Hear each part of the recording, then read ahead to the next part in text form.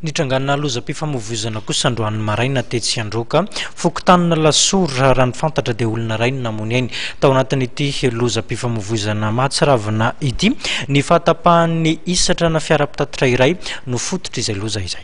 Fiarakodia mpitatitra olona zotra izay mampitohy ny faritra lasora sy ny eny Ambohijatovo no tapaka isatra ary nifatratra tamina tambon'olona tsotra. Olona iray ny fantatra fa namony ainy tamin'ity loza ity. Araky ny fitantaran'ireo Nanatrimaso moa dia voatsindrin'ilay fiara tao ambany ny vehivavy mpampianatra amina sekoly izay tsy lavitry ny toerana ary mbola nahatsiaro tena izy sy ilay mpamily rehefa nosikirina hiala tao ambanin'ilay fiara. Fantatra fa izy zany ohatry ny hoe tafapiray avy any ambony avany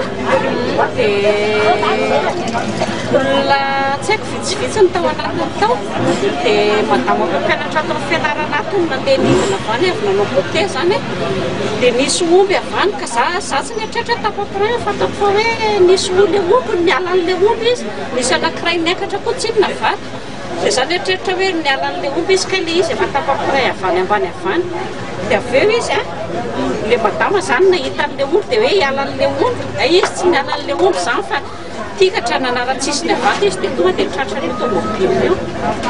Somary teritery moa ny lalana eny Androka fokotanina lasora ka izay ihany koa no nampisy loza.